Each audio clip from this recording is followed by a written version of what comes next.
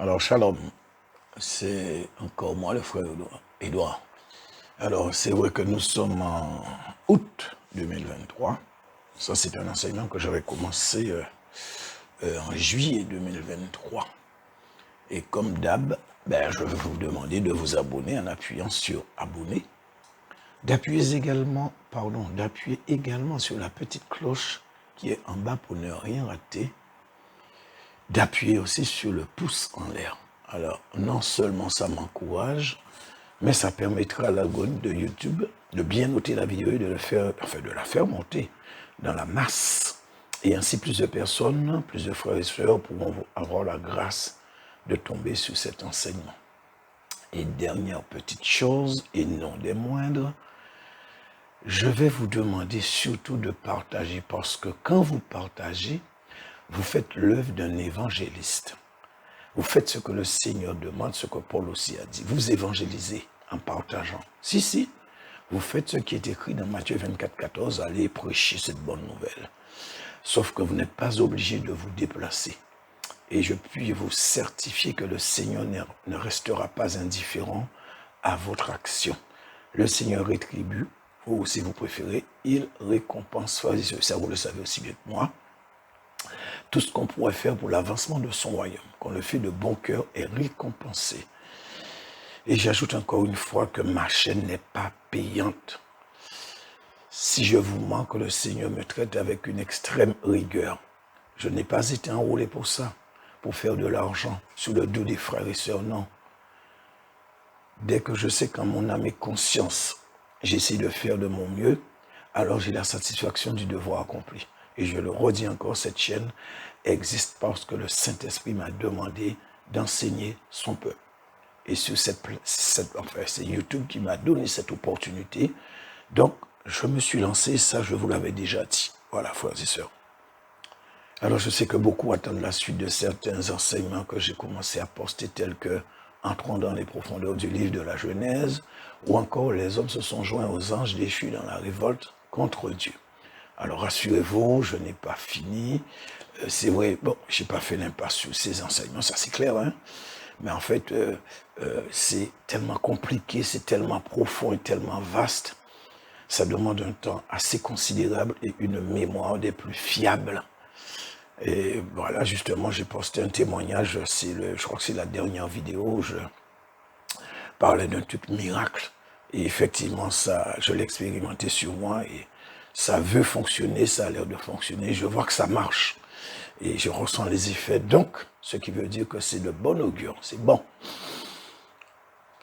Alors, s'agissant de l'avant-dernier, le dernier enseignement sur les anges, les hommes qui ont joint les anges, déchus dans leur révolte. Alors, j'espère mettre la deuxième vidéo en ligne cette semaine même. Et par contre, je vais vous demander de prier pour moi beaucoup, hein, s'il vous plaît, frères et sœurs. Mais le truc, c'est que, je vous l'avais déjà dit, hein, j'ai commencé tellement d'enseignements simultanément que je croule sous le nombre. Alors bon, est-ce un manque de sagesse de ma part? Je ne saurais vous dire. Et bien sûr, j'ai aussi, je travaille, et il y a aussi l'ennemi qui ne me donne aucun répit. Donc, vous voyez, quand je vous parlais de prier pour moi, s'il vous plaît, vous voyez déjà pourquoi, c'est vraiment le combat, il est très, très, très rude. Et vous savez, le paradoxe dans tout ça, quand je regarde tous ces enseignements que j'ai commencés, j'ai l'impression qu'ils sont tous urgents. En fait, c'est cet effet-là que ça me fait. Et effectivement, il y a dedans des urgents, il y a aussi des prioritaires. Et bien sûr, l'urgent passe toujours avant le prioritaire. Et pour moi, c'est quand même assez logique. Alors, j'ose espérer que vous serez tous d'accord avec moi en ce moment que ce que le Seigneur voudrait, ce que l'Église a besoin, l'Église corps de Christ a besoin d'entendre. Alors, ce sont des messages sur la sanctification, la consécration et le retour imminent du Seigneur. Donc voilà pour ma part les sujets les plus urgents, les plus brûlants, les plus importants à l'heure actuelle.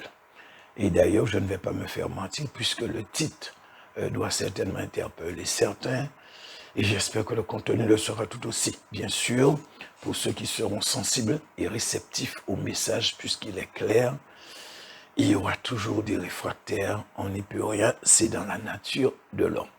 Alors, juste avant de commencer cet enseignement, je veux juste vous demander 30 secondes.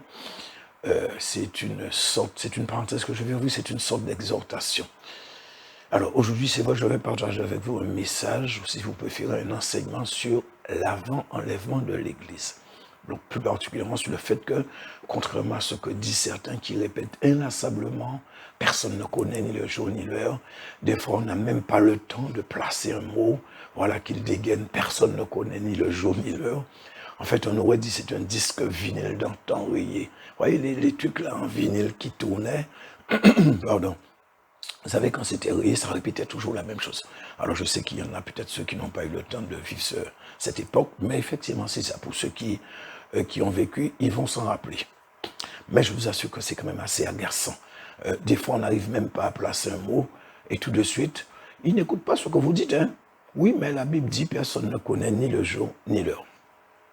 Alors, personnellement, moi, je me pose la question et je demande à ces personnes, pourquoi voulez-vous absolument mettre des barrières et ne pas essayer de voir un peu plus loin, tel que par exemple un verset ou une phrase qu'on lit dans la Bible et qui pourrait vouloir dire le contraire de ce qu'on a lu. Et pourtant, j'ai eu l'occasion plus d'une fois de vous le prouver. Beaucoup de versets et de doctrines ont été expliqués sur la base de la théologie. Donc, il ne faudrait pas être hostile à la vraie connaissance. Bon, je pourrais dire une connaissance nouvelle, mais en fait, ce n'est pas véritablement ça, c'est à la vraie connaissance, parce que la vraie connaissance, la vraie vérité a été biaisée. Mais pour cela, il ne faut pas que vous restiez figé sur ce que vous avez entendu, ou ce qu'on vous a appris, ou encore sur ce que vous pensez avoir compris. Mais vous devez briser ces chaînes avec lesquelles on vous a lié.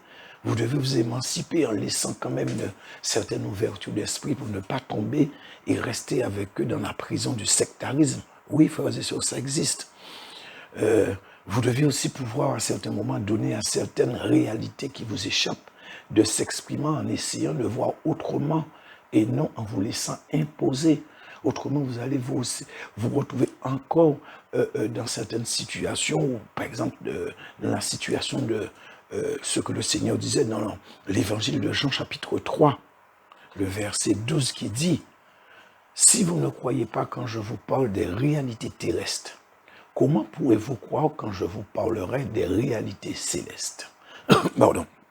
Alors en fait, vous connaissez cette histoire, c'est Nicodème qui était un pharisien, mais c'est vrai qu'il avait embrassé en cachette la cause, ou si vous préférez, le parti de Christ. Donc, il avait du mal à comprendre certaines paroles que le Seigneur lui disait, certaines réalités qui lui étaient dites, parce qu'en fait, les pharisiens ne s'étaient pas ouverts à cette nouvelle perspective de la grâce. Bon, c'est vrai, il est vrai que Nicodème était beaucoup moins radical que les autres.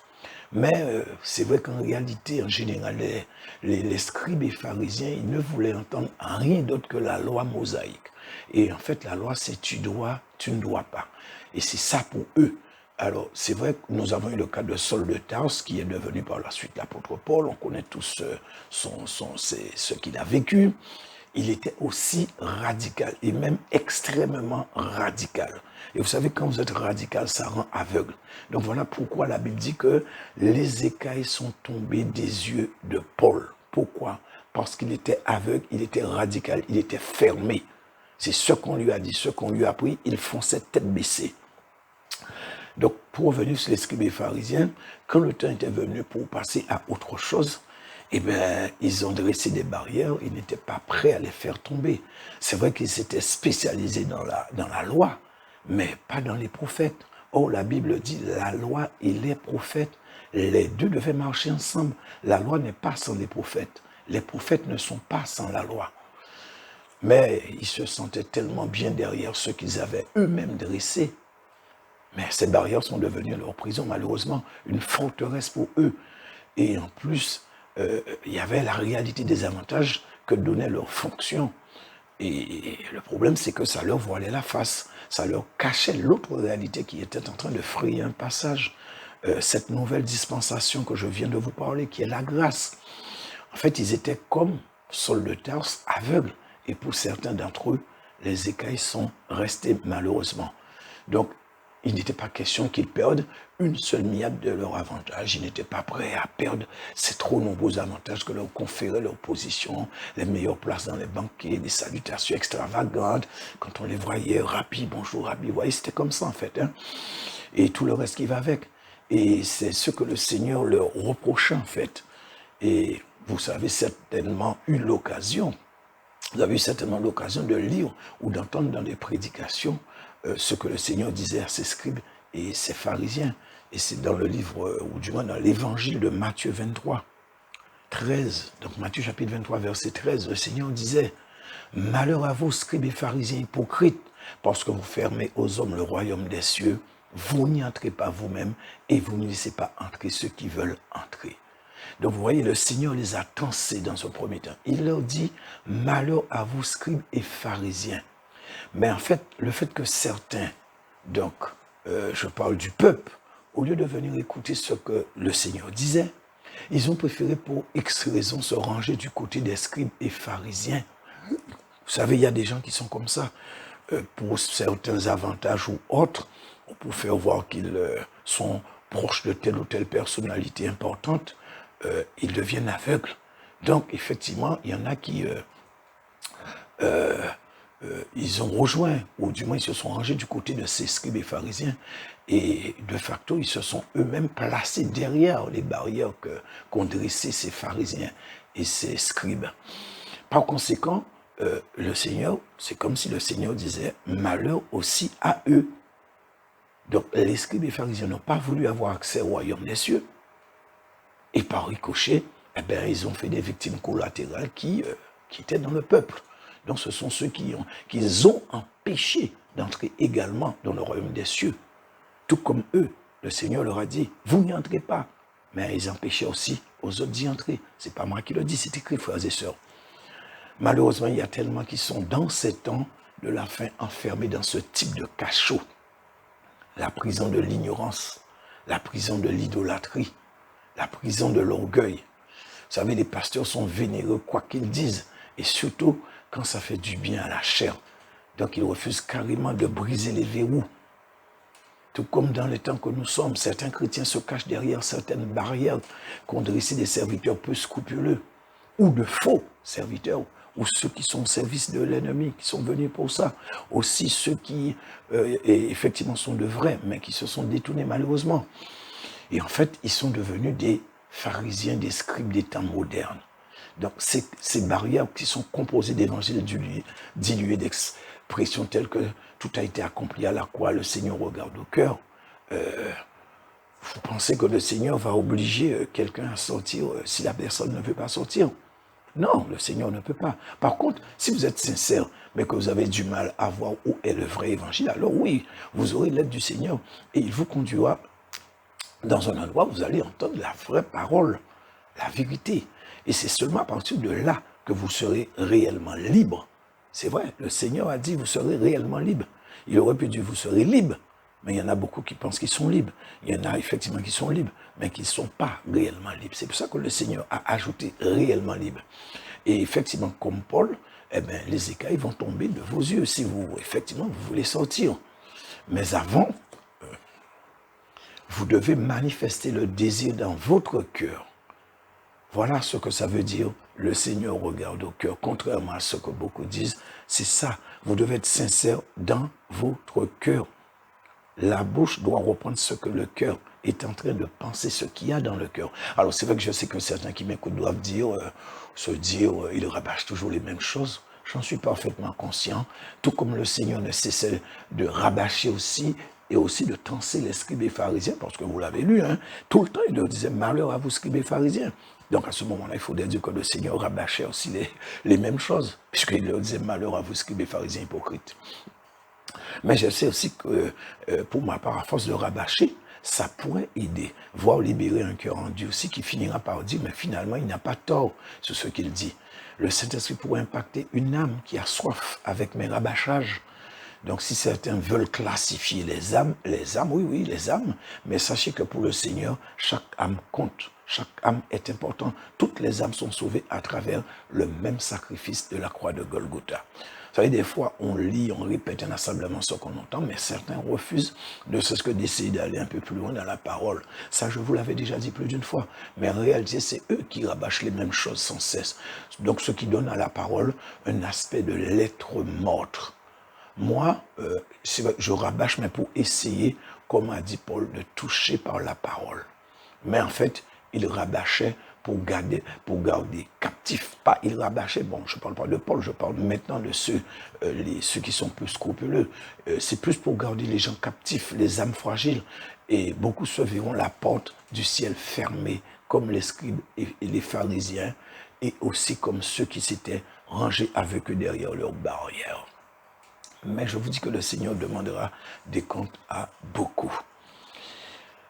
Malheureusement, le problème, c'est qu'ils se sont donné des limites à tous les niveaux. Ils ne veulent pas blesser certains chrétiens, ils ne veulent pas que les brebis s'égarent, mais comme je vous ai dit, pas pour leur bien, pas pour le bien des chrétiens, mais c'est plus pour leur ventre. Pas dans l'optique de sauver les âmes, mais pour les dîmes, les offrandes et autres avantages. C'est vrai que quand on y regarde, on résiste un copier-coller par rapport à ces scribes d'antan, quoi, de l'ancien temps. Et ils ne veulent surtout pas franchir le pas. Et c'est pour cela que vous avez eu sans doute l'occasion de m'entendre dire qu'il y a qui ne font aucun effort pour comprendre et d'autres qui font des efforts pour ne pas comprendre. Mais malheureusement, c'est une réalité et c'est vraiment très triste. Alors surtout attention, je ne suis pas en train de donner des leçons à qui que ce soit. Je vous l'ai dit au début de cette parenthèse que j'avais ouverte, et d'ailleurs que je ferme là, que je referme, hein. C'est une sorte d'exhortation, un coup de défibrillateur, comme on dit, pour ceux qui veulent aller plus loin dans la parole, qui veulent que le voile qu'on leur a mis se déchire, qui veulent que ces barrières pharisianisme tombent. Maintenant, chacun fait comme il veut. En fait, j'aurais tellement voulu qu'il y ait beaucoup plus parmi ceux qui sont captifs et qui veulent sincèrement s'affranchir de ces loups ravisseurs, de ces chaînes qu'on leur a mis de force et oser franchir le pas. Voilà, j'ai fini, frères et sœurs, j'ai mis un terme à mon plaidoyer. Donc bon, c'était pas si long que ça. Et nous allons commencer avec l'enseignement proprement dit. Alors, ce thème n'est ni plus ni moins, je dirais, une sorte de complément de l'enseignement sur l'enlèvement de l'Église que j'ai fait et que j'ai mis sur la toile, donc sur YouTube. C'est vrai que cette partie aurait pu être intégrée dedans. C'est vrai que quand je faisais cet enseignement, j'ai vu ces versets, les versets que je vais développer avec vous. Mais bon, ça risquait de donner un enseignement quand même assez long. J'ai voulu être effectivement concis. Mais en tout cas, là, mon but, c'est de vous démontrer que l'Église connaîtra la date de l'enlèvement, c'est-à-dire l'année, le mois et même le jour. Et bon, si je puis m'exprimer ainsi, au vu de la durée d'une journée en heure, est-il vraiment nécessaire de connaître l'heure? Mais bon, je vais dire quand même que, en fait, je vous dirai effectivement avec précision le mois exact de l'enlèvement de l'Église. Et je tiens à vous dire qu'il ne s'agit pas de spéculation, mais ce que je vous dis est purement biblique. Alors, je vois de plus en plus de vidéos qui disent que c'est pour septembre 2023. Donc là, il parle de l'enlèvement. Moi, je parle de connaître la date de l'enlèvement. Et là, on parle de l'enlèvement. Mais la date de l'enlèvement, connaître la date de l'enlèvement, puisque forcément, cette connaissance va précéder effectivement l'enlèvement. Mais en tout cas, pour cette histoire que septembre 2023, c'est l'enlèvement de l'Église, alors personnellement, je ne crois pas un seul instant que ce sera ça. Et je vais même vous dire que c'est fondamentalement incorrect, et je vais ajouter et inconscient de le dire, parce que l'Église doit absolument voir l'Antichrist. C'est très clairement écrit dans la Bible, et je l'ai aussi expliqué dans la vidéo que j'ai faite sur l'enlèvement de l'Église, que vous pourrez toujours, si vous voulez, aller écouter. Mais dans cet enseignement-ci, je vais effectivement vous prouver que l'Église sera sur terre pendant la grande tribulation. Donc je vais juste vous partager quelques versets qui vont nous situer et nous permettre de savoir avec précision quels sont les événements qui vont et doivent précéder impérativement l'enlèvement de l'Église. Et ça nous permettra aussi de nous situer dans le temps. Donc, si vous voulez, c'est ce que je vais appeler un marqueur temporel. Donc, ce sont des événements, des choses que vous devez voir et que vous saurez quand vous allez les voir.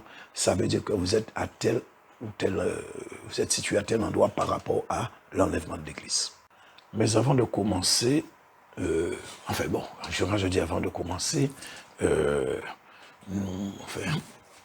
de rentrer vraiment dans le vif du sujet, nous allons partir sur une base biblique avec 2 versets clés que je vais vous expliquer selon que je pense que le Saint-Esprit m'a permis de comprendre.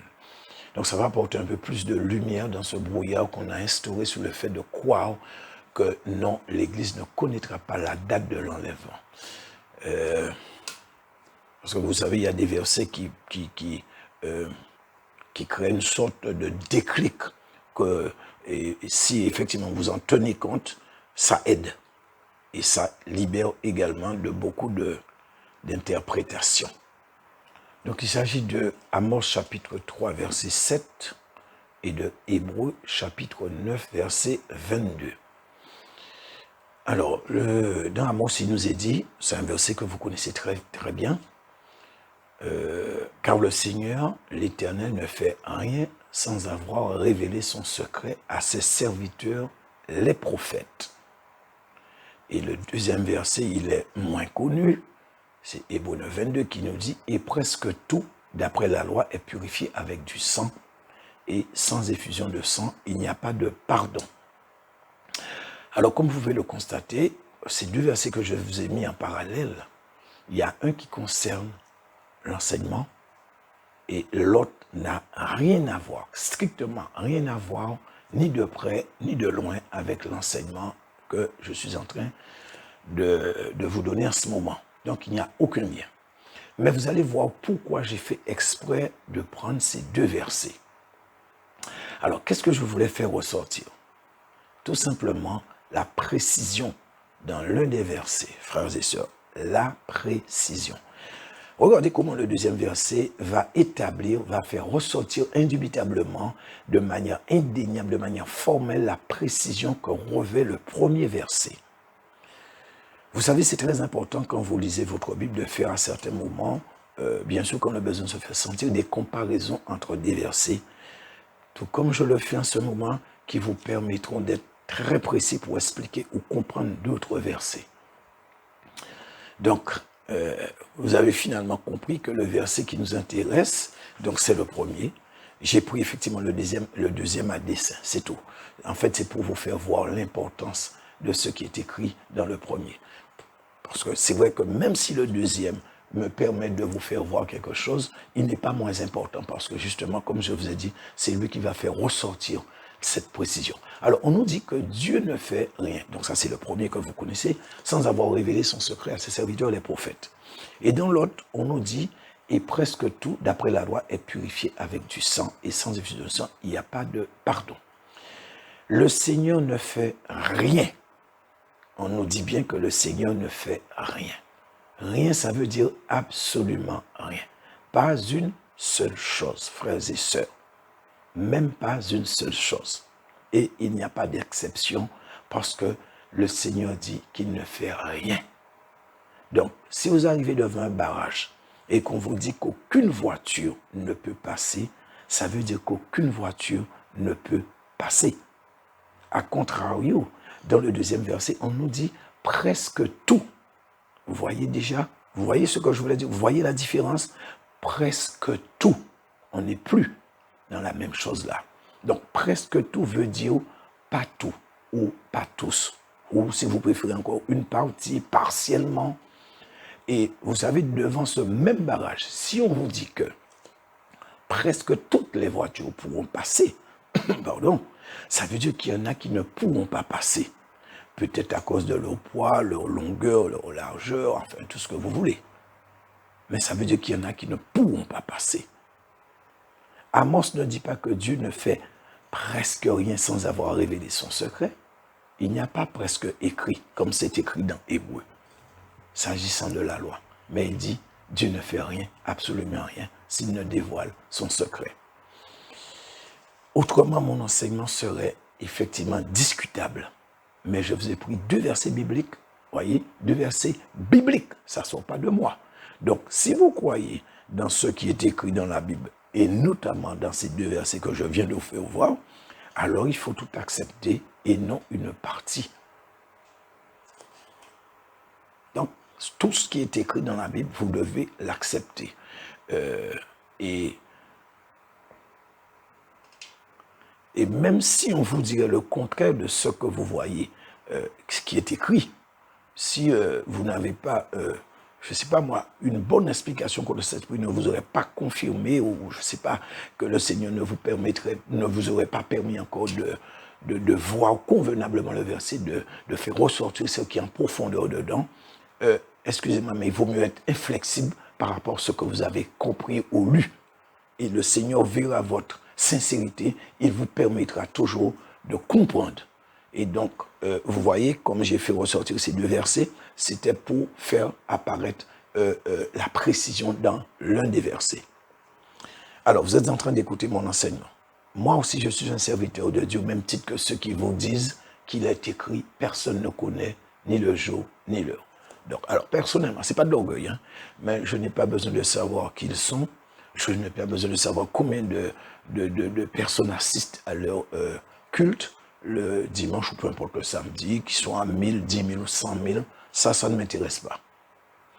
Moi, tout ce que je sais, c'est que je suis un serviteur de Dieu comme eux et je suis en train de vous démontrer que ce verset qui dit « Personne ne connaît ni le jour ni l'heure », ça a été mal compris. Alors maintenant, si malgré ça, vous voulez continuer à croire, à accepter comme parole d'évangile ce qui sort de la bouche de l'homme et non ce qui est écrit dans la Bible, si vous voulez prioriser ce que dit l'homme sur ce qui est écrit dans la Bible, alors là, c'est vous qui voyez. Donc c'est pour cela que quand vous lisez un verset, frères et sœurs, si vous avez un doute, comme je vous l'ai dit tout à l'heure, demandez au Saint-Esprit. C'est lui qui révèle. Et je puis vous dire, je puis vous assurer qu'il va vous répondre. Mais ce n'est pas vous qui allez choisir ni le lieu, ni la façon, etc., dont il va vous répondre. Soyez simplement flexible, malléable entre ses mains, et vous verrez que les réponses vont arriver très vite. Et donc, pour revenir sur Amos, alors je suis désolé, mais nous devons rester sur ce qui est écrit dans la parole. Mais je vous dis, soyez rassurés, nous verrons les versets qui vont effectivement sceller ce que je vous dis. Donc, c'est clair. Le Seigneur ne fait rien sans avoir révélé son secret à ses serviteurs, les prophètes. Donc, vous devez partir avec cette base et toujours garder présent à l'esprit ceci. Et d'ailleurs, je vais vous le répéter tout au cours de cet enseignement. Il y a juste une chose. Il faut que vous acceptiez que la Bible regorge de secrets et de mystères. Et le Seigneur continue par son Saint-Esprit de nous révéler les choses. Il nous a dit, je vous enverrai le consolateur et il vous révélera toutes choses. Donc, s'il est venu pour révéler, et nous sommes en 2023, il est toujours là. C'est qu'il y a des choses qui méritent d'être révélées, frères et sœurs. Pour moi, c'est un principe basique. C'est un truc élémentaire. Et que, normalement, tous les chrétiens devaient accepter. Qui c'est qui pourra comprendre ce qui est écrit dans la Bible si le Saint-Esprit ne révèle ou ne donne la capacité de comprendre? Ce n'est pas la théologie. Et du coup, je vais profiter pour tacler ceux qui disent qu'il n'y a pas de prophète, que ça a été aboli, quoique j'ai fait déjà un enseignement dessus. Et que c'était juste à l'époque des apôtres. Donc c'est vrai qu'on a tendance, c'est par exemple les baptistes qui ne croient pas qu'il y ait encore des prophètes. Donc moi, la seule chose que je vais leur demander, c'est qu'ils devront m'expliquer par rapport à ce que Amos a dit, que le Seigneur ne faisait rien sans avoir révélé son secret à ses serviteurs, le prophète, et que le Seigneur a dit qu'il a envoyé son Saint-Esprit. Et depuis qu'il l'a envoyé, nulle part c'est écrit que le Saint-Esprit est remonté. Donc le Saint-Esprit doit révéler les choses telles que les secrets, comme c'est écrit dans Amos, mais on nous dit que non, il n'y a plus de prophète, donc il y a un problème. Ok? Donc c'était pour les tacler justement. Tout ce que nous devons faire, c'est de lire et de méditer, et le Saint-Esprit maintenant il fait parce que c'est ce que Dieu avait dit à Josué, médite la parole jour et nuit. Donc moi aussi, j'essaie de méditer, j'essaie d'appliquer ce qui est écrit. Alors, donc, pour revenir sur ce que dit la Bible, c'est quoi un secret? Bon, de toute manière, je ne vais pas vous l'apprendre. Un secret, c'est ce qui est caché, qui n'est pas connu. Autrement, si c'était connu, ce ne serait plus un secret. Par exemple, je vais prendre l'exemple quand votre banque vous donne votre carte bleue, donc la carte de retrait. Peu importe, ça peut être une carte premier pour certains, enfin peu importe le type de carte. Pour que vous puissiez retirer de l'argent dans les distributeurs, on vous donne ce qu'on appelle un code secret. Son nom est code secret. Il ne doit être connu de personne, ni de la banque, ni de personne, même si ce serait le directeur de la banque qui vous dirait de lui donner ce code, vous ne devez pas le faire parce que ça s'appelle un code secret. Il vous appartient à vous seul.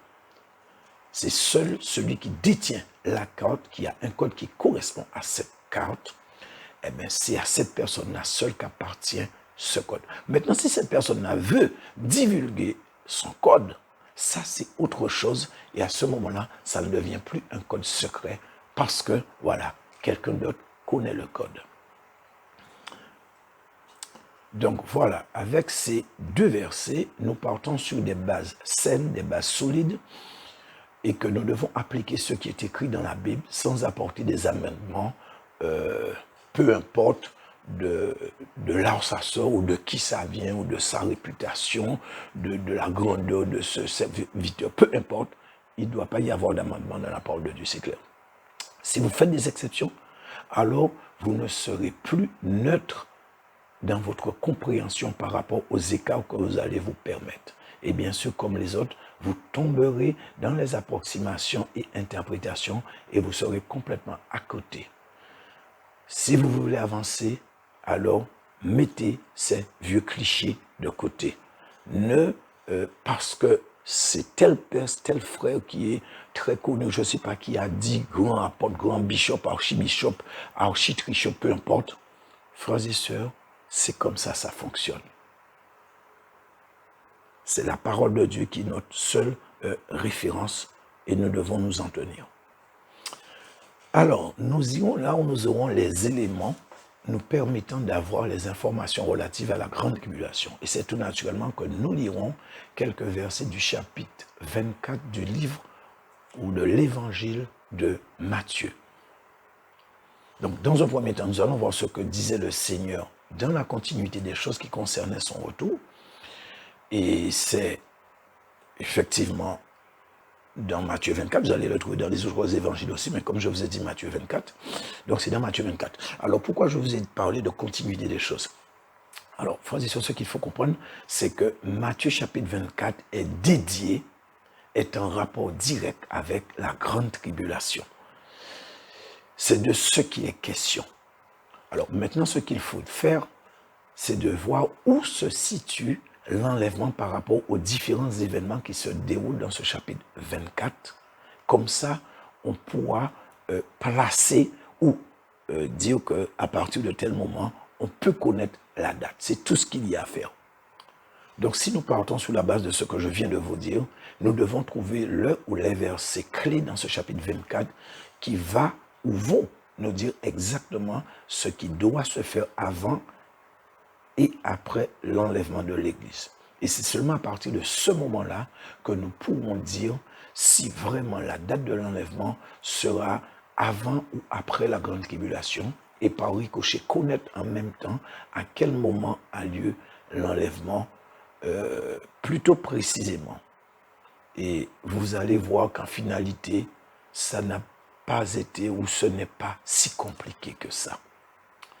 Alors Matthieu 24, à partir du verset, alors nous allons lire les 6 premiers versets. Alors il dit que comme Jésus s'en allait sortir du temple, ses disciples s'approchèrent pour lui en faire remarquer les constructions. Mais il leur dit, voyez-vous tout cela, je vous le dis en vérité, il ne reste pas ici pierre sur pierre qui ne sera renversé. Verset 3. Il s'assit sur la montagne des Oliviers et les disciples vinrent en particulier lui faire cette question. Dis-nous quand cela arrivera-t-il et quel sera le signe de ton avènement et de la fin du monde? Verset 4, Jésus leur répondit, prenez garde que personne ne vous séduise. Verset 5, car plusieurs viendront en mon nom disant, c'est moi qui suis le Christ, et ils séduiront beaucoup de gens. Vous entendrez parler de guerre et de bruit de guerre. Gardez-vous d'être troublés, car il faut que ces choses arrivent, mais ce ne sera pas encore la fin. Parole du Seigneur. Alors donc là, nous allons un petit peu résumer. Hein. Ce sont des choses que vous connaissez. Hein. Donc le Seigneur parle de séduction, de guerre, de bruit de guerre, de faux Christ. Et nous avons le verset 6 qui devait un petit peu attirer notre attention, qui dit « Mais ce ne sera pas encore la fin ». Et effectivement, que ce soit à la télé ou autre, nous sommes habitués à entendre toutes ces choses que je viens de lire là. Hein. Alors néanmoins, je voudrais attirer l'attention sur un verset en particulier. Le verset 5 qui dit « Car plusieurs viendront sous mon nom disant « C'est moi qui suis le Christ » et ils séduiront beaucoup de gens. » Alors, en fonction de la façon dont on comprend ce verset, il y en a ceux qui, effectivement, vous avez déjà vu ça à la télé, qui disent ils sont le Christ. Donc ceux qui ont la connaissance, etc., qui lisent leur Bible, ils savent que ce sont des imposteurs. Ils vont les repousser. Par contre, les plus dangereux, ce sont ceux qui vont parler de Christ, qui vont dire que Jésus-Christ est Christ, et qu'en dessous, ils vont vous donner du poison. Donc, ceux-là sont un petit peu plus difficiles à détecter, en tout cas pour certains. Donc, il faudra faire très attention, frères et sœurs. Alors, le verset 9 nous dit « Alors, on vous livrera au tourment et l'on vous fera mourir. Et vous serez haïs de toutes les nations à cause de mon nom. » Alors, je voudrais toutefois porter une petite précision. Alors, dans la Bible Semeur, une partie du verset a été mal traduite. On a « Alors, on vous livrera au tourment à cause de moi. » En lieu et place de « Alors on vous livrera au tourment à cause de mon nom ». Cette traduction, elle n'est pas bonne du tout. Donc si pour eux c'est la même chose, pas pour moi. La différence pour moi est fondamentale. Entre « à cause de moi » et « à cause de mon nom », on voit bien que ce n'est pas la même chose. Donc le problème, c'est le nom du Seigneur Jésus-Christ qui est vraiment un gros problème pour le Satan et sa cohorte. C'est ça, même pour les élites, à un certain moment, les élites, les dirigeants, ils ne pourront pas entendre ce nom. Et effectivement, si vous allez regarder dans les autres versions, les autres versions, vous allez voir que c'est traduit correctement à cause de mon nom. Bon, alors, je ne sais pas pourquoi ce meurtre a mis à cause de moi, mais ce n'est pas bon, frères et sœurs. Alors, donc, nous sommes au verset 9, toujours de ce même chapitre dédié à la grande tribulation. Alors, frères et sœurs, voilà, alors c'est une prophétie, mais aussi un avertissement très clair que le Seigneur donne, toujours dans cette optique de la grande tribulation, parce que, n'oubliez pas, comme je vous l'ai dit, le chapitre 24 est dédié à la grande tribulation. Nous sommes, en tout cas au moment où je fais cet enseignement, en 2023, et le Seigneur dit, dans le verset 9, « Vous serez haïs de toutes les nations. » Vous pensez qu'au moment où je vous parle, les chrétiens sont haïs de toutes les nations? Bien sûr que non. Et vous le savez fort bien. Alors, pourquoi certains serviteurs qui enseignent et prêchent attestent-ils, mais avec une certaine conviction qui frise la séduction, que l'enlèvement de l'Église sera pour septembre 2023? Alors que dans pas mal de pays, cette prophétie de Matthieu 24, 9 ne s'est pas encore accomplie. Et il y a des pays où les chrétiens ne sont nullement inquiétés. Mieux, ils se réunissent sans aucun problème, ils prêchent, ils louent, ils adorent Dieu, ils ont leur micro sur les trottoirs ou leur porte-voix, dans les rames de métro, dans les bus, dans les trains, sur les places publiques. Les églises bâtiments sont full pour certaines, le nom de Jésus-Christ est scandé, publié, cité dans tous les réseaux sociaux, ou plutôt sur tous les réseaux sociaux. Même à la télé, hein, dans des reportages, même quand on dit maintenant avant Jésus, après Jésus, bientôt on ne pourra plus dire ça. Ils vont dire nouvelle ère, ancienne, enfin je ne sais pas, mais bon, ils vont trouver autre chose. D'ailleurs, ils ont déjà commencé à trouver pour remplacer le avant Jésus, après Jésus. En tout cas, frères et sœurs, le verset est très clair. Il ne laisse planer aucun doute. Vous serez haïs de toutes les nations. Vous serez des objets de haine. On vous livrera au tourment. Il n'est pas écrit de presque toutes les nations, mais de toutes les nations. Or, je vous rappelle que ce chapitre est dédié, Je vous le dis encore pour, je ne sais pas, la troisième ou quatrième fois, la grande tribulation.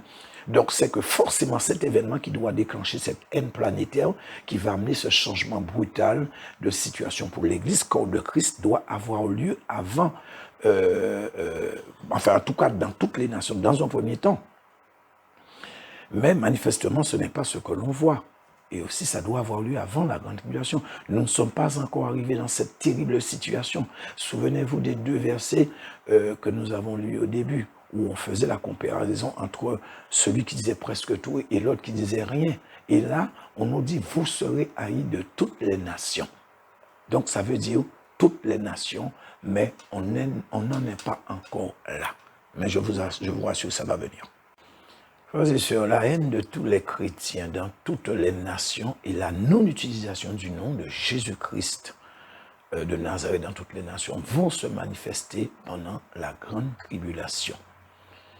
Et effectivement, quand on regarde en ce moment, de plus avec ce problème que nous voyons en Ukraine en ce moment, parler d'un ravissement pour septembre 2023, je suis désolé, comme je vous l'ai dit, la réponse est non. Et bien sûr, comme je dis, ceux qui veulent s'accrocher à ces chimères, entre guillemets, bon, il faut toujours le faire. Bon, voilà quoi. Libre à chacun, quoi. En tout cas, moi je vous le dis, ça ne cadre tout simplement pas avec ce que dit la Bible. Et d'ailleurs, nous allons le voir au fur et à mesure que je vais développer le chapitre 24. Donc, en tout cas, c'est ce seul conseil que je pourrais vous donner, c'est de mettre une croix sur cette histoire d'enlèvement pour septembre 2023. Parce que beaucoup seront déçus. C'est vrai que je vous ai dit, j'ai vu des vidéos, mais vraiment, c'est la façon dont c'est expliqué, on ne peut pas ne pas y croire. Mais je vous dis, mettez une croix sur ça. Et je suis vraiment désolé si je déçois les attentistes. Donc ceux qui s'étaient déjà préparés pour un enlèvement 2023. En tout cas, le mois de septembre, comme je vous ai dit, non seulement ce soir, il n'y aura pas d'enlèvement pour le mois de septembre 2023, mais ni 2026, il n'y aura pas d'enlèvement. Je vous dis la vérité. Donc, pour revenir sur ce que je disais, ou plutôt un petit peu, je vais dire pour un petit peu fermer cette parenthèse, faire ce genre de choses, ça donne de l'espoir, mais en fait, c'est de faux espoirs que ça donne aux chrétiens. Et le problème, c'est que beaucoup, à force d'être trompés par des dates, pourront se décourager. Et pire, ils ne seront pas prêts pour l'arrivée de l'Antéchrist et de la persécution. Et c'est bien malheureux à dire. En tout cas, vous pouvez toujours voir l'enseignement que j'ai fait sur l'enlèvement de l'Église. Je ne vous dis pas que c'est mieux qu'aucun enseignement. Mais pour ma part, c'est quand même assez bien expliqué. Et ça vous allez voir, il n'y a pas eu d'interprétation de versets ou je ne sais pas. Et comme je vous ai dit, dans cet enseignement-ci, je vais vous le prouver. Puisque par le passé, même le passé récent, on a donné trop de dates. Et malheureusement, il y en a ceux qui s'entêtent. Même quand ils ont vu qu'ils se sont trompés, mais ils continuent de s'entêter au lieu de passer par la case de repentance, comme dit la Bible. Mais ils insistent sans arrêt et jusqu'à tomber dans une sorte de déni. Mais je vous dis, donner une date est risqué. Donner une période est moins risqué, mais comporte quand même un piège. Alors quand je dis comporte un piège, c'est-à-dire qu'il faudrait déjà comprendre, le principe c'est que l'enlèvement de l'Église c'est après la grande tribulation. Donc si vous donnez des dates ou des périodes avec un enlèvement pré-tribulationniste, vous ne serez pas dedans, vous serez complètement à côté. Donc c'est là où je dis que ça comporte des risques de donner, ne serait-ce que même la période, comme je vous ai dit là, pour 2023-2023, ça c'est parce qu'on n'a pas compris le Matthieu 24 et puis les autres épîtres qui parlent de l'enlèvement de l'Église. L'enlèvement de l'Église, ce ne sera pas avant, c'est clair, je vous ai dit, voyez l'enseignement que j'ai fait et je vais aussi vous le prouver dans cet enseignement. Alors nous allons passer au verset 10. On nous dit, alors dans le verset 10, trahison, haine dans le monde, mais aussi entre chrétiens, une séduction de grande ampleur par des faux prophètes qui sont les agents du diable, un accroissement sans précédent de l'iniquité, le refroidissement de l'amour à tous les niveaux, et dans toutes les couches de la société. Donc, que ce soit dans la société, enfin, quand je dis tout cela, c'est-à-dire chez les chrétiens, même chez les... Non, chez les païens, même chez les chrétiens. Je ne peux pas dire chez les chrétiens, même chez les païens. Chez les païens, c'est normal, mais chez les païens et même chez les chrétiens. Donc, versets 13 à 14. Alors, on nous dit, mais celui qui persévérera jusqu'à la fin sera sauvé. Cette bonne nouvelle du royaume sera prêchée dans le monde entier pour servir de témoignage à toutes les nations. Alors viendra la fin. Et là, nous avons deux versets assez importants, frères et sœurs. Je pourrais presque dire des versets clés. Oui, je pourrais dire des versets clés. Alors, on nous dit, celui qui persévérera jusqu'à la fin sera sauvé. Devant celui qui persévérera, au verset 13, nous avons le mot « mais ». « Mais » est un déterminant qui nous indique que des choses ont été dites avant, des choses vont être dites après, mais qu'à partir de ce moment-là, sur le « mais », quand on arrive dessus, « mais », M-A-I-S, on nous signale, on nous dit qu'il va y avoir un changement de direction, où on est en train de nous interpeller par rapport à ce que nous avons lu avant, qu'il faudra tenir compte du mais pour ce qui vient après. C'est ce qu'on appelle un déterminant. Vous m'avez déjà entendu dire ça plusieurs fois dans mes enseignements. Il nous dit, seuls ceux qui persévéreront jusqu'à la fin qui seront sauvés. Donc, il va y avoir des choses qui vont se produire, mais seuls ceux qui auront persévéré jusqu'à la fin qui seront conservés. Or, on nous donne un message qui concerne le futur. Ça veut dire que la fin n'est pas encore là jusqu'à maintenant. Nous l'avons déjà lu. Ce ne sera pas encore la fin. Nous sommes déjà là. Ce n'est toujours pas encore la fin. Parce que par rapport à ce verset, il y a des choses qui doivent venir. Parce que le verset 14 nous dit exactement, entre guillemets, à quel moment l'Église pourra espérer. Alors, souvenez-vous, quand je vous l'ai dit tout à l'heure là, quand on a commencé à lister ce chapitre 24, on nous parlait de guerre, oui de guerre, etc. Et le Seigneur disait effectivement, ce n'est pas encore la fin, comme je viens de vous le dire. Et là, au verset 24, on nous dit à quel moment, en fait, c'est beaucoup plus précis là que la fin viendra. Quoique ça demande quand même d'être développé. On nous dit que cette bonne nouvelle du royaume sera prêchée au monde entier pour servir de témoignage. Et c'est alors que la fin viendra. La bonne nouvelle qui doit être prêchée fait partie de tous les événements qui vont précéder l'enlèvement de l'Église et sera la dernière prophétie à avoir la fin de son accomplissement et qui va déclencher l'enlèvement de l'Église. Puisque ceux qui doivent endurer jusqu'à la mort ou jusqu'à la fin, ce qui n'est pas pareil, soit tous ceux qui sont déjà morts, donc la fin, ou ceux qui sont déjà... Donc, alors là, c'est pas que je m'embrouille, mais on nous dit jusqu'à la fin. Donc, dans la fin, il y a la fin de la personne, la fin de sa vie qui est la mort. Mais il y a aussi la fin pour ceux qui attendent l'enlèvement. Donc, c'est pas la même chose. Donc, ceux qui sont morts, donc ils ont entendu la bonne nouvelle, pour ceux qui ont voulu l'accepter, mais aussi, on continuera à entendre la bonne nouvelle, cette bonne nouvelle qui sera prêchée jusqu'à la fin. Donc, cette prophétie a commencé il y a 2000 ans et elle ne s'est pas encore terminée. C'est cette prophétie qui va mettre un terme à la bonne nouvelle. Enfin bon, qui va mettre un terme à la bonne nouvelle. En tout cas, qui va déclencher cet enlèvement de l'Église. Parce que c'est ce qui est écrit jusqu'à la fin. Donc ça veut dire tant qu'il y a la prédication, la fin ne peut pas encore arriver.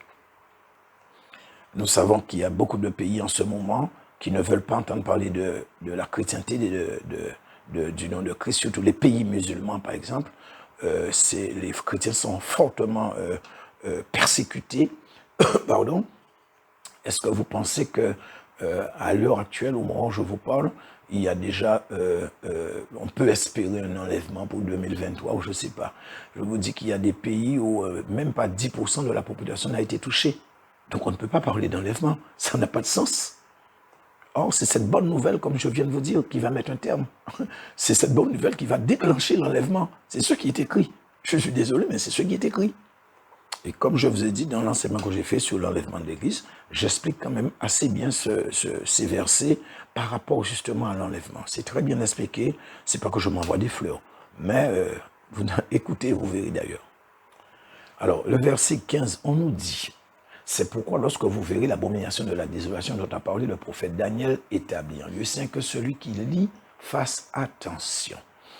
Alors, au verset 15, on nous parle de l'abomination qu'a parlé le prophète Daniel. Alors, dans l'ancien temps, ou si vous verrez lors du premier accomplissement de cette prophétie, parce que cette prophétie s'est déjà accomplie dans l'ancien temps, et en fait, bon, cette abomination dont il est fait mention, dont il est parlé, alors selon ce que j'ai compris, il s'agissait de l'armée romaine. Donc je l'ai lu, c'était clairement écrit, donc c'était l'armée romaine, et il y a ce qu'on appelle dans les prophéties la duplicité. Donc c'est un double accomplissement. Donc pour certaines prophéties, il y a toujours un double accomplissement. Peut-être qu'il y en a ceux qui ont 3 accomplissements. En tout cas, au minimum, il y a un deuxième accomplissement dans beaucoup de prophéties. Donc ça veut dire quoi? Ça veut dire que de la même manière que cette abomination qui représentait l'armée romaine, qui effectivement avait envahi Jérusalem, si vous lisez le reste des versets, vous allez voir qu'il dit que le Seigneur dit que ceux qui sont en Judée fuient, que ceux qui sont sur leur maison ne descendent pas prendre ceux qui apprennent de partir ou de courir, etc.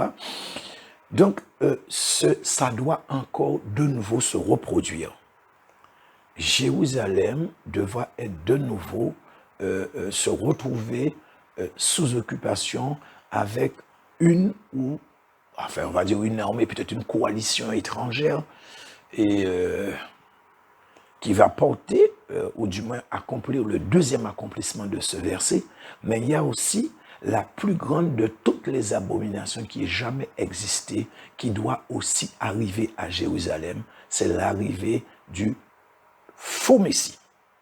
L'Antéchrist en personne doit aller, de toute manière vous connaissez ça, c'est écrit dans la Bible aussi. Et donc au moment où je vous parle, toujours dans cette année, ça n'a pas bougé, hein, je suis toujours en 2023, on ne peut pas dire qu'on a vu l'accomplissement de cette scène ou de cette prophétie de Matthieu 24, 15. Alors ce n'est pas pour rien, chaque fois que je vous dis nous sommes en 2023, qu'on n'a toujours pas vu. Vous allez voir pourquoi je répète chaque fois, on n'a toujours pas vu, parce qu'il y a un verset clé qui va faire trancher très nettement entre l'enlèvement et tout ce que, et par rapport à chaque fois que je vous dis, on n'a toujours pas vu.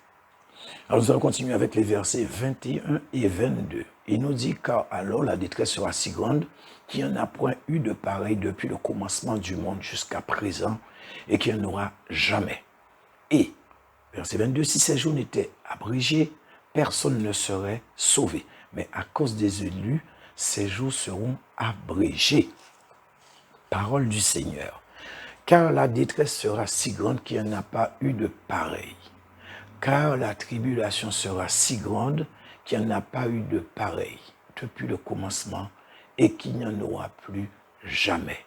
Alors, excusez-moi, frères et sœurs, mais on nous parle là d'un moment tellement dur dans l'existence de l'humanité que jamais, depuis son existence, depuis que l'homme existe, on nous dit qu'il y a eu une telle période sur cette terre. C'est-à-dire qu'on ne le compare même pas au déluge de Noé. Mais on nous dit que ça n'a jamais existé.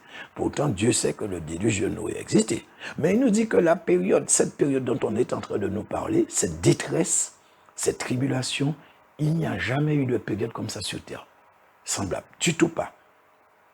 Et qu'il n'y en aura jamais de période semblable à celui-là. Donc, ni avant cette période, ni après cette période, il y aura une période semblable, un moment semblable à ce moment dont il est fait question, où on nous parle que la détresse sera si grande. Donc, en d'autres termes, l'humanité va se trouver confrontée à une période, à une situation qu'elle n'a jamais été confrontée comme celle-là, la période la plus sombre, la plus faste de l'histoire de l'humanité. Une détresse extrême, une grande tribulation ou tout simplement la grande tribulation. Alors, je vous pose la question. pour ceux qui disent que l'enlèvement va venir avant la grande tribulation. Quelle période de l'humanité, selon la Bible, qui sera la plus dure pour l'homme? N'est-ce pas la période de la grande tribulation? N'est-ce pas de cette période qu'on nous parle en ce moment? Oui, c'est bien de cette période que le Seigneur est en train de nous parler. Et pour ceux qui ne sont toujours pas convaincus, si ces jours n'étaient abrégés, écoutez, ça dit, enfin, écoutez, donc abrégé ou écoutez, réduit, il dit, nul chair, aussi vous faites, aucune personne ne serait sauvée. Pourquoi? À cause des élus. Rappelez-vous ce verset, beaucoup d'appelés, mais peu d'élus. Nous sommes appelés tant chez les Juifs que chez les païens, nous dit l'apôtre Paul. Et c'est à cause de ces élus qui seront toujours sur terre pendant cette période terrifiante que la terre ne s'est jamais trouvée confrontée. Voyez, les élus. Donc, l'Église sera encore là. Parce qu'on nous dit clairement, les élus seront là pendant cette période parce que Dieu va abréger cette période à cause des élus. Cette période si faste, si trouble, cette grande tribulation. Il dit avant et après, cette période n'a jamais existé, mais compte tenu que les élus seront là pendant cette période, donc je vais abréger les jours. Parce que si je ne l'avais pas fait, aucune chair ne serait sauvée. Frères et sœurs, il faut bien comprendre ce qui est écrit. Je ne suis pas en train d'interpréter. Mais ce que vous devez remarquer, c'est pour ça que je vous dis, jusqu'à maintenant, on ne nous a jamais encore parlé d'enlèvement de l'Église ou de la venue de Christ. Mais on va nous en parler. Les versets 23 à 26, on nous dit, si quelqu'un vous dit alors le Christ est ici ou il est là, ne le croyez pas. Verset 24, car il s'élèvera de faux Christ et de faux prophètes. Ils feront de grands prodiges et des miracles au point de séduire, si c'est possible, même les élus. Voici, verset 25, je vous l'ai annoncé d'avance. Si donc on vous dit, voici il est dans le désert, n'y allez pas. Voici il est dans les chambres, ne le croyez pas. Parole du Seigneur. Donc dans ces versets, le Seigneur avertit. Vous allez entendre qu'il y a des Christ, enfin, on vous dit que le Christ est ici, dans tel ou tel endroit, etc. Il dit de ne pas y aller, de ne pas les croire. C'est écrit noir sur blanc. Malheureusement, il y a un tas d'imposteurs qui sont venus, et malgré cet écrit, nous avons beaucoup qui sont tombés dans le panneau. Nous avons pas mal de cas comme ça en Afrique, où ceux qui se prétendent être Christ, ils disent sont Christ, sont Jésus. Il y a même une qui a dit qu'elle était le Saint-Esprit, je ne sais plus comment elle s'appelle. Elle a dit qu'elle était le Saint-Esprit. Donc, frères et sœurs, vous vous rendez compte, malgré cet écrit, malgré ça, les gens tombent dans le panneau. Alors, je me pose la question, si ce n'était pas écrit, qu'est-ce qui se serait passé? Donc, rappelez-vous, donc voyez le verset 24, rappelez-vous, au début, je vous ai parlé entre ceux qui vont parler de Christ et ceux qui vont se proclamer être Christ. Donc là, on en parle, il sera de faux Christ. Donc, c'est au verset 24, effectivement, ces faux Christ vont venir, ils vont dire c'est eux qui sont Christ. Et c'est vrai que le premier verset, quand on l'avait lu, ceux-là vont parler de Christ, mais en fait, ils sont faux. Voilà, c'est ça la différence. Et comme je vous avais dit, ils sont plus difficiles à détecter. Ils pourront vous donner 95% de bonnes paroles, mais dedans, il va vous donner 5% de venin. Et ça va suffire largement à détourner les gens, à faire des dégâts. Voilà.